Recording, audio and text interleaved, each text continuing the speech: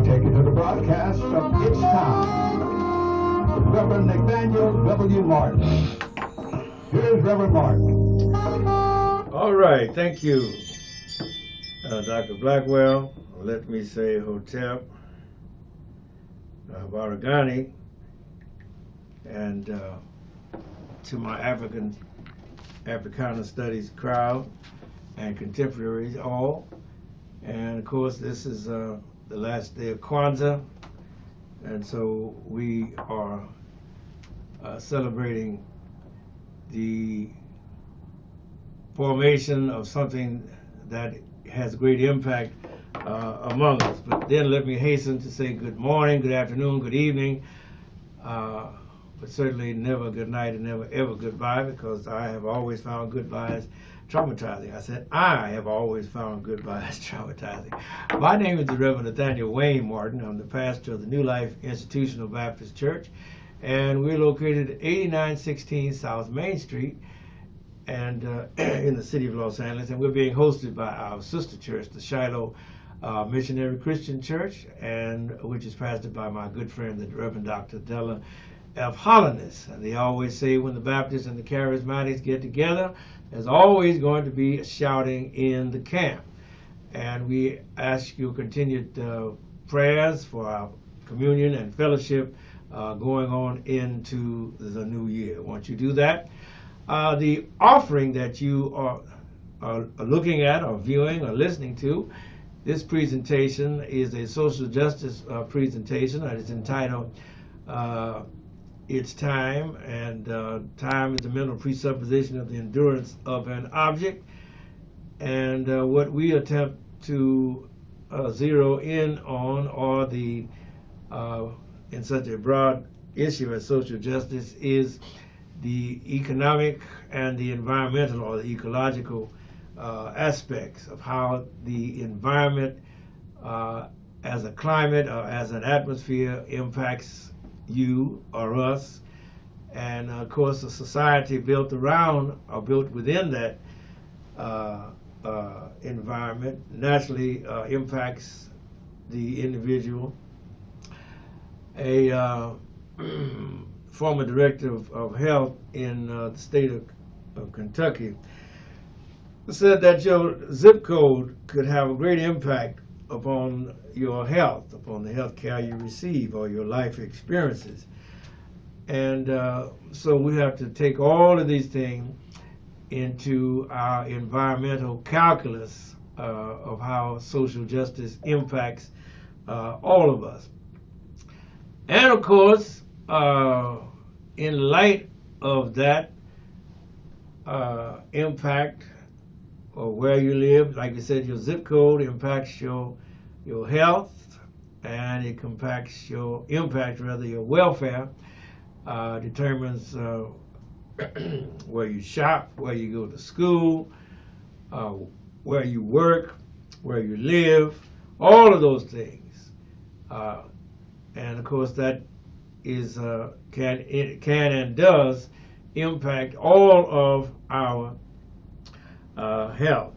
And I would be remiss if I failed to get into the brouhaha, that controversy that Nikki Haley stirred up over such an easy question there in New Hampshire. But she decided to try to placate the deniers and the people who want to suppress the truth, those who are against critical race theory, even though it's not taught in our public schools. You can't get critical race theory until you get into college. It's a college level university, of course. But the question I asked her simply was, what was the Civil War about? Now, every first year elementary school student knows the answer to that one. But oh, how she tried to do contortions and just skip and dip and tiptoe around the obvious solution. And her answers were rather coy, trite, evasive, because she tried to talk about freedom. Whose freedom? and certainly not hurt people, because remember, she's what you call an Indian. I don't mean from the continent of India. I mean like Choctaw, Seminole. She was that kind of Indian. And her people were certainly not free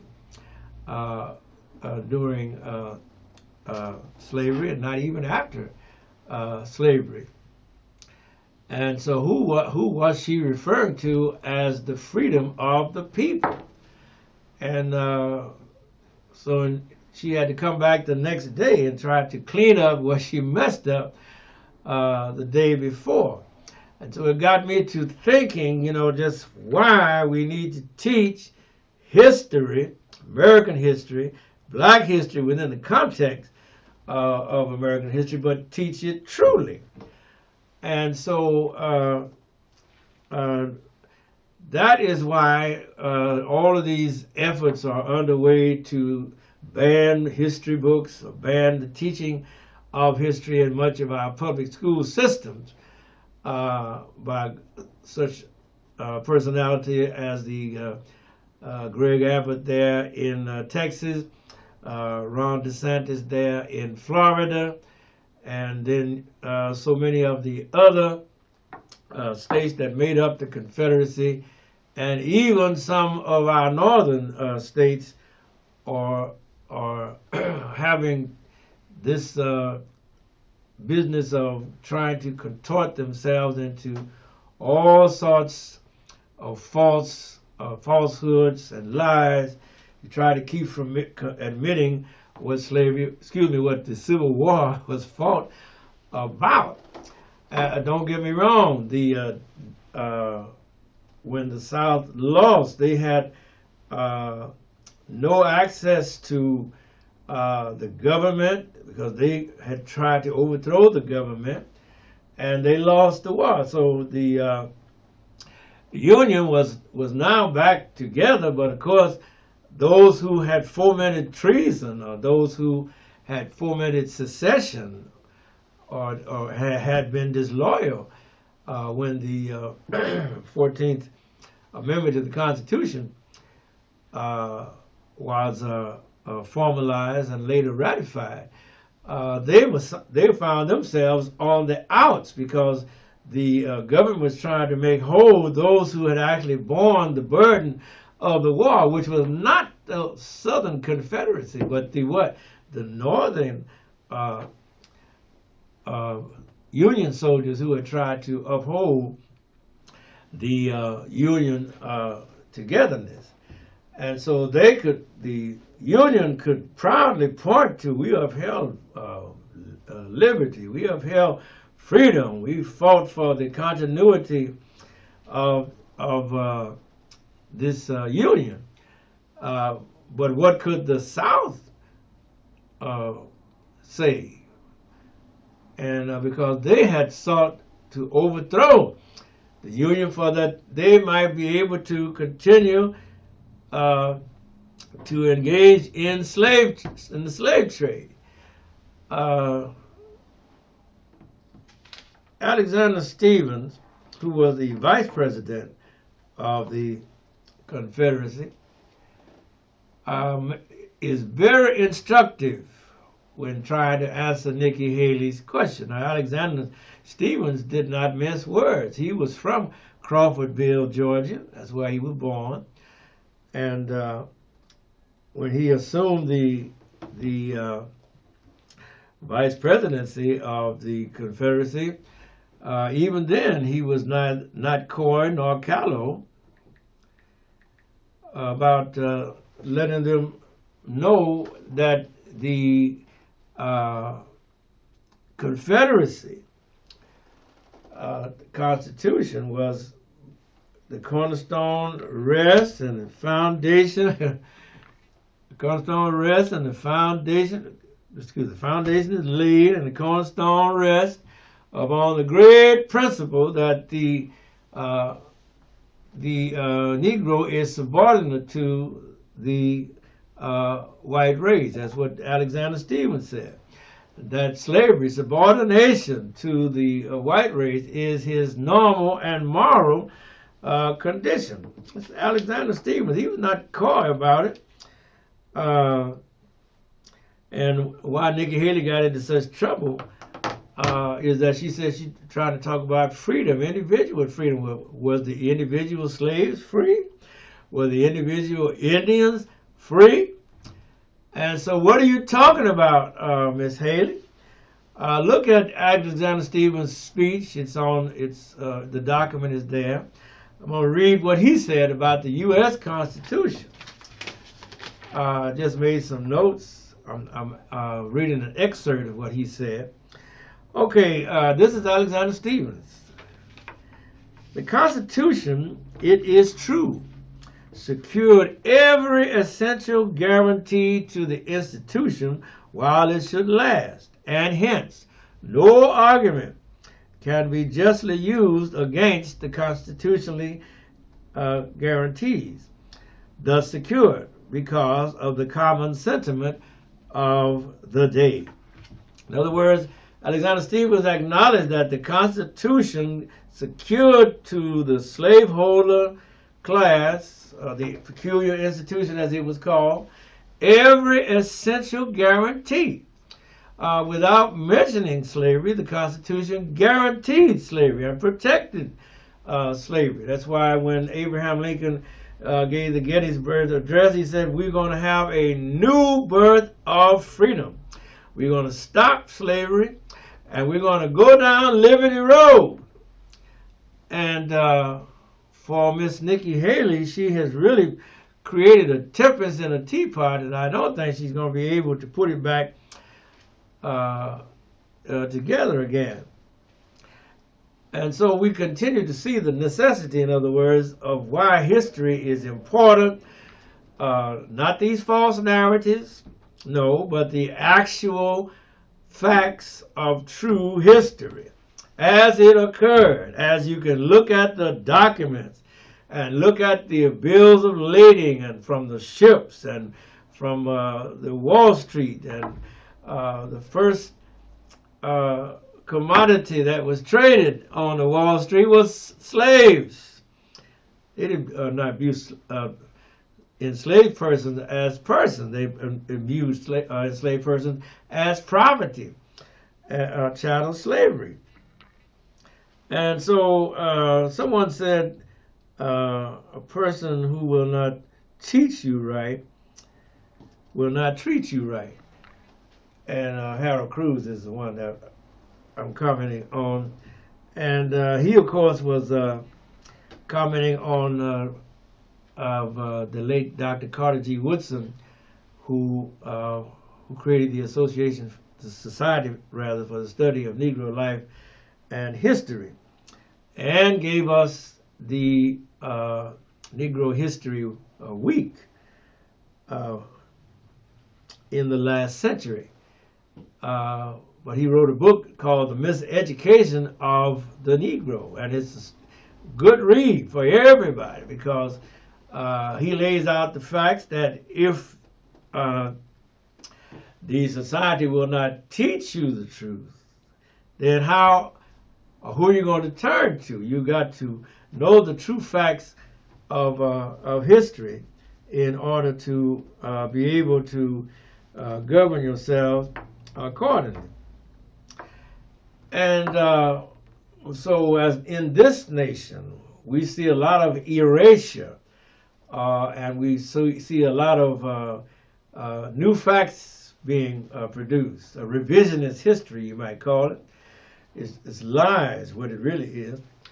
And the sooner that we disabuse of ourselves of these false notions, the better we will be toward a more perfect union as we continue to boast that we are in order to form a more perfect union. Don't forget that Thurgood Marshall, who was an icon in this nation and was a pioneer, a baller, a battler, rather, a soldier on the battlefield, much like Constance Baker Motley, fought all of his life to bring justice to black people, and in bringing justice to black people, to set the stage for justice for all people. His great seminal primeval accomplishment, of course, was the 1954 Brown v. Board of Education decision that overturned a decision, the Plessy v. Ferguson decision, that had been argued in 1896. Took from 1896 to 1954 to undo that separate but equal doctrine. And the Supreme Court, being led by Justice Earl Warren at that time, said that separate is inherently unequal. And if you lived during that time, you knew that, because you know that you wasn't getting a good education. You know that you were getting hand-me-down books and hand-me-down furniture and chairs. They didn't even want to give us a decent school bus to ride to school in. In Houston, the folks had to go and sit in the city hall and steps and just sit there until they were finally able to get the powers that be to let us have a old raggedy bus to take our children to school in. I'm talking about Houston, Texas, there during the 50s and 60s when I was in school, because we got hand-me-down books. Sometimes a page would be torn out, and it would be all types of markings in the books, crayons and ink that would cover up the print of the books on certain pages. It was a horrible school system that we had to negotiate. But thank God for the dedication of the black school teachers who were determined that we were going to get a good education. And you can't say enough about the dedication of the black school teachers. And keep in mind that immediately after integration, 1 million black school teachers and principals and staff lost their job because of why? The still prevalence of white supremacy. When integration came to Houston, in other words, we came out in spring of '66, and the last class, first class of integration was in the winter of '67. Well, we lost the principals, you lost a lot of good teachers, and not just in Texas, all across this nation. Why? Because the white administrators were not going to let the white teachers be under a black principal. So that principal had to be demoted. He was not just demoted to vice principal. No, he or she was demoted, period. And they had to take a pay cut or else resign or be fired. All of that type of intrigue after integration began in earnest. And remember, the powers that be fought tooth and nail not to integrate their schools. Remember, in Little Rock, Arkansas, and in Prince Edward County, Virginia, they lost, in Prince Edward County, Virginia, they lost 5 years. 5 years they closed up the school rather than integrate. And in Little Rock, Arkansas, Governor Favors closed those schools so that he was determined that the white children were not going to go to school with no black children. They didn't call them black children at that time. They used the other word. Be that as it may, getting back to Dr.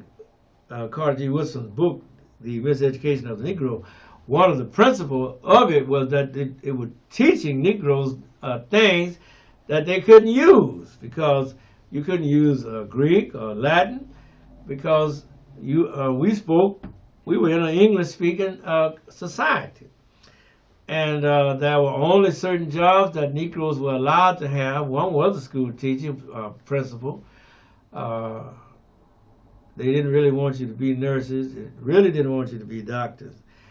Go back and read the Tuskegee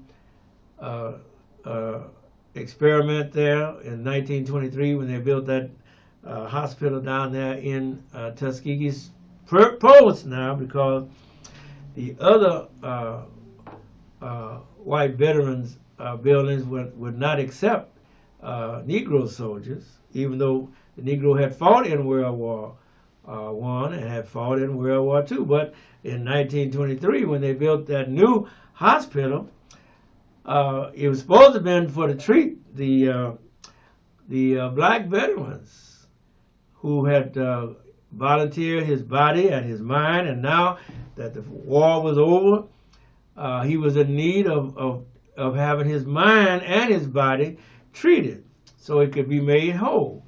But the prevailing white supremacist thought was that if you're going to build this hospital, it's got to be staffed by only white doctors and nurses.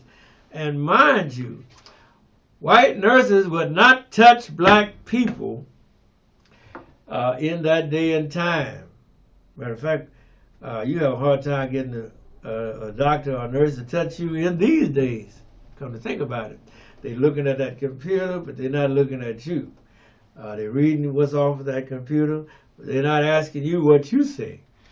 And so it's not much has changed. You can take that to the bank. And so that was the dilemma. In other words, the white folks wanted the salary. They wanted to control the payroll, but they still wanted to uphold white supremacy. And so in the South, you had this great big new hospital. W.B. Du Bois wrote about it.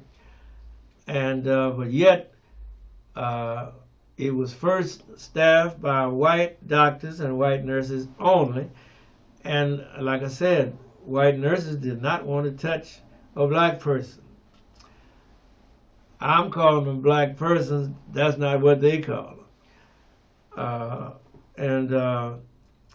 Black doctors didn't want to treat black patients in the South, and really not in the North. So that was a dilemma, that was the conundrum, that was the paradox that this nation had to confront. It was not ready to deal with the problem in a mature manner, like adults should do. And so all of these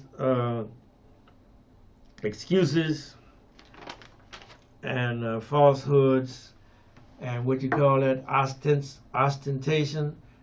I'm telling you something ostensibly, but the real ulterior reason is not being stated, but you know the real reason. Just like Nikki Haley misanswering the simple question that was asked, what caused the Civil War? Well, ostensibly, she says, freedom, individual freedom. States wanted to have the right to make their own laws.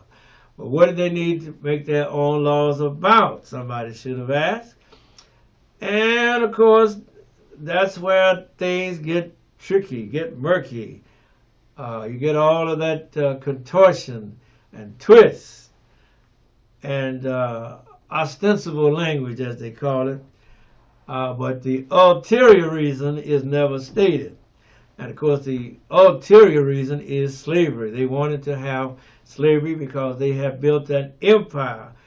A multitude of fortunes had been made. Millions of people were millionaires as a result of slavery. It was a peculiar institution. It was a wrong institution. It was an immoral institution. It was an evil institution, but they wanted to continue to have slavery. I got the signal for 5 minutes here. So another thing I wanted to touch on as we wrap this up were like the black towns that had to disappear, just like what the settler soldiers in America did to the Native Americans, to the Indians, went out and slaughtered and butchered and massacred and did the Trail of Tears. Some of you know about the movie Bury My Heart, or the book say Bury My Heart, at Wounded Knee, how violently, how brutally, how cruelly, how inhumanely the Indians were treated by the white settler colonials here, much like the Jewish settler colonials are mistreating the Palestinians over in Palestine. Well, they got a good model, a good example, because the British taught them how to come up at night in night raids when people are asleep in the safety of their homes and murder them, or else drive them from their houses, their homes at night, and threaten them if they return that they're going to be killed, or kill them outright, as the British did in Kenya and in other places, Namibia, and all of those places. So the Israelis learned from the best, from the British, and their American cousins, as we call them, likewise learned from the British, and they enacted the same policies of butchery, massacres, slaughters, genocide, and the like, in order to claim the land, Dakota, North Dakota, South Dakota. Those lands were taken from the people who lived there. And that trail of tears, that trail of sorrow that we try to romanticize, there was nothing romantic about the trail of tears. A lot of people died in that winter, being driven from Dakota to the Oklahoma. All right, so and then the towns. I meant to mention at least one town, and that was Yorkville or Seneca in New York. That was a black town called Oscarville, and Oscarville was the black town in Forsyth County, Georgia. That in 1912, the white people came and drove all the black folks out of there, and those that they didn't butcher and murder, they drove them out, and of course wouldn't let them come back. And then they put instead of it being Oscarville, they let open the dam and let the water come in on them, and so it's like Lake Lanier. Anyway, as I wrap up, as I quit, as I bid you adieu to this last broadcast of 2023, if you're working on a job, they don't want to pay you, don't waste your life, don't waste your time. Take my advice and don't work for them. Happy New Year. We out of here, Doc. God bless you.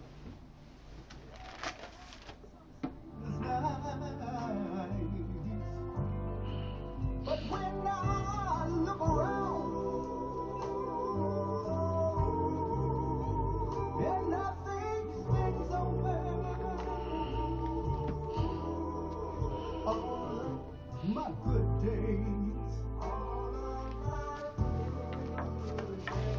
outweigh my bad days, yes they do.